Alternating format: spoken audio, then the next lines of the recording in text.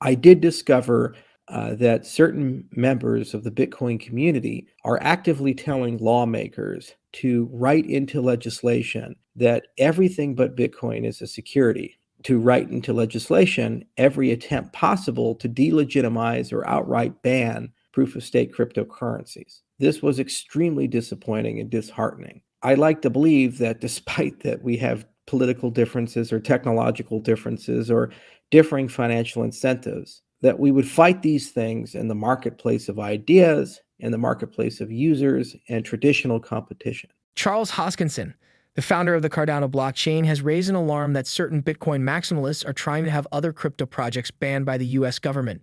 In a recent Twitter update, which he captioned "Update from Washington," Hoskinson talks about the alleged questionable acts of certain members of the Bitcoin community. Bitcoin maximalists believe that Bitcoin, the world's leading cryptocurrency, is the only digital asset that would be needed in the future. Maxis believe that every other crypto assets are inferior to Bitcoin. As such, they only invest in the crypto asset and urge others to do the same. If certain Bitcoin maxis are indeed calling for other projects to be labeled as securities in the United States, that would mean a lot of interference from the Securities Exchange Commission, which regulates securities in the country. In addition, members of Congress seem to be right on the verge of bringing some regulatory clarity to the blockchain industry. All stipulations and definitions made now could last for a long time and negatively impact several blockchain projects. Please listen to Hoskinson's rant on the alleged attack. But before you do, ensure you hit the like button, subscribe to the channel, and drop your comments and observations in the comment section below.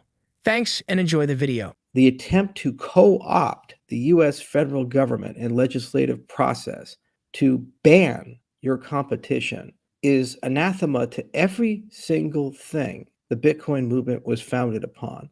This is the behavior of multinational banks. It's not the behavior of people who came from libertarian principles and free market principles. It's disgusting, it's reprehensible, and it's unbelievable that people would tell the staff of members of Congress and Senate to do these things. Saw the messages, saw the emails, heard it from many different sources, and we know who you are.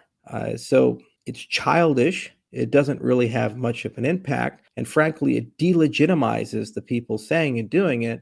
But it does show that our industry has a long way to go. We have to be mature. We have to be adults. And we have to acknowledge that problems have occurred. When tens of billions of dollars gets lost in a matter of a week, and the people responsible for that will probably still walk away with millions, if not billions of dollars. And many people were warned that these things could happen, and there are no consequences or perceived consequences.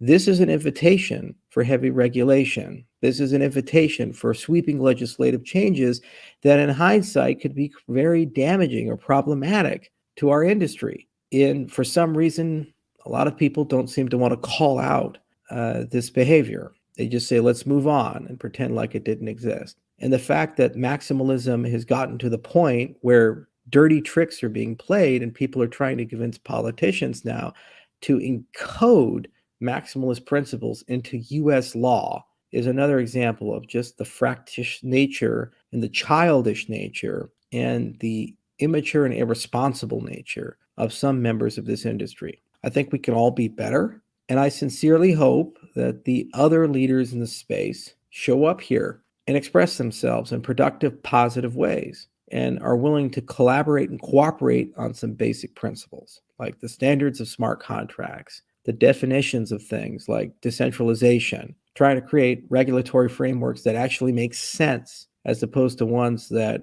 are just extensions of things that came up in the 1930s.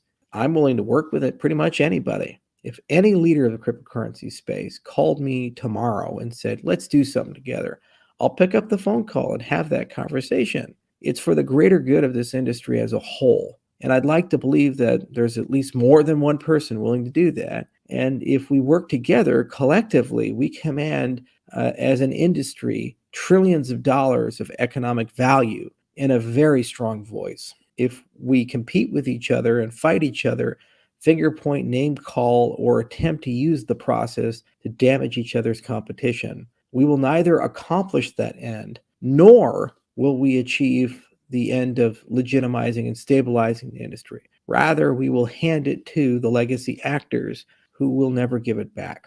It's a choice we have to make. We have to hang together or divided fall apart. So I'll do my part. I hope you do yours as well. I'd like to thank everyone in the Cardano community and everyone in the industry as a whole, especially the ones who are working hard here. I did run into and see people from other blockchains. I did run into see people from other projects, and a lot of them are fighting hard too. So that's encouraging as well. And I think the overwhelming majority of people do want to cooperate. They just have to find better ways of doing so. And I'll always have an open hand and open heart for that. Good night, everyone. Cheers. The debate about whether cryptocurrencies are assets, securities, digital currencies, or digital properties is as old as the crypto sector itself. Some high-ranking SEC officials have stated that only two cryptocurrencies, Bitcoin and Ethereum, are not securities.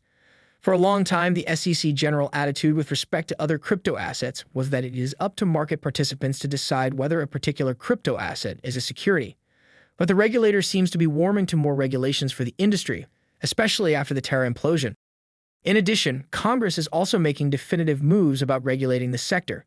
The Cynthia Lummis crypto bill, which has bipartisan support, is set to be introduced. With this and other developments, many crypto teams and community members are trying to establish their projects as superior. But only time will tell which projects survive and which do not. What are your thoughts about Hoskinson's accusations against certain members of the Bitcoin community? As a Bitcoin investor, do you think the King crypto asset is all we would need in the future? Please drop your comments and observations in the comment section below, and remember to hit the like button. Thanks for watching.